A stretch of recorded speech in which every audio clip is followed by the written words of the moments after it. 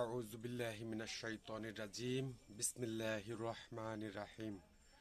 আসসালাতু আসসালামু আলাইকা ইয়া আল্লাহ তাআলা আসসালামু আলাইকুম ইয়া রাসূলুল্লাহ সাল্লাল্লাহু আলাইহি সাল্লাম আসসালামু আলাইকুম ইয়া আহলাল বায়ানাত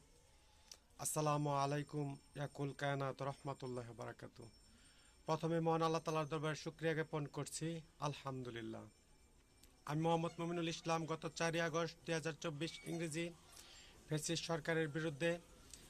এক দফা বাস্তবায়ন কর্মসূচি প্রতিষ্ঠিত করার জন্য বাংলাদেশের সমস্ত জনগণকে লিখিত বিবৃতির মাধ্যমে উদ্বৃত্ত করে চূড়ান্ত সনদ এবং মানবাধিকার আইনে ফ্যাসিস্ট সরকারকে অপরাধী আখ্যায়িত করে চূড়ান্ত সনদ প্রদান করে আহ্বান প্রদানকারী আহ্বায়ক এবং নতুন বাংলাদেশের 2024-এর মহান স্বাধীনতা স্থপতি এবং নতুন বাংলাদেশের খলিফাতুন মুসলিমিন নবীন খলিফা। আমি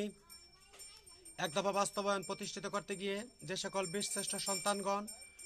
ফ্যাসিস্ট সরকারের বাহিনীর হাতে শাহাদাত বরণ করে সুহাদানদের কাফেলায় সম্মিলিত হয়েছেন ও যে সকল বীরশ্রেষ্ঠ সন্তানগণ ফ্যাসিস্ট সরকারের আমলে বিভিন্ন মেয়াদে জিম্মি রেখে গুম করে হত্যা করে হেফাজতে ইসলাম হত্যাকাণ্ড বিডিআর হত্যাকাণ্ড করা হয়েছে,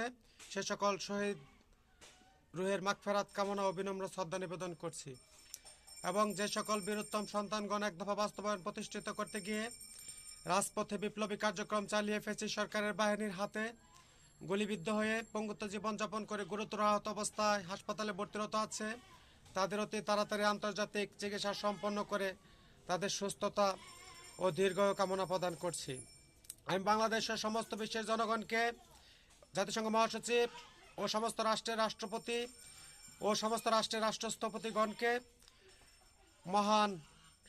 2024-এর ফ্যাসিস্ট বিরোধী আন্দোলনের মহান স্বাধীনতার রক্তিম শুভেচ্ছা জ্ঞাপন করছি। আন্তর্জাতিক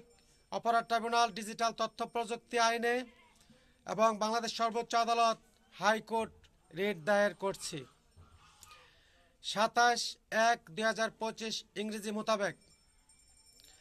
আমার নতুন বাংলাদেশের আমি 2022 সালের আন্দোলন কাফেলা ইসলামী কার্যক্রম চালিয়েছিলাম নাগরিকের রাষ্ট্রীয় টাকা বাস্তবায়ন করার জন্য এবং আমার রাষ্ট্রের সংস্কার রাষ্ট্রীয় টাকা নাগরিকত্ব অ্যাকাউন্ট যতক্ষণ পর্যন্ত বাস্তবায়ন না হবে ততক্ষণ পর্যন্ত সমস্ত জাতিকে অগ্রণী ভূমিকা রেখে একযোগে ঐক্যবদ্ধ থেকে নাগরিকের অধিকার আদায় করার জন্য আহ্বান প্রদান করছি এবং গতকাল এবতেদায়ী শিক্ষকদের উপর জল কামান নিক্ষেপ লাঠিচার্জ করেছে বাংলাদেশ পুলিশ। আমি ইতিপূর্বেই পুলিশ প্রধান বাহারুল আলমকে বহিষ্কার জারি ঘোষণা প্রদান করছি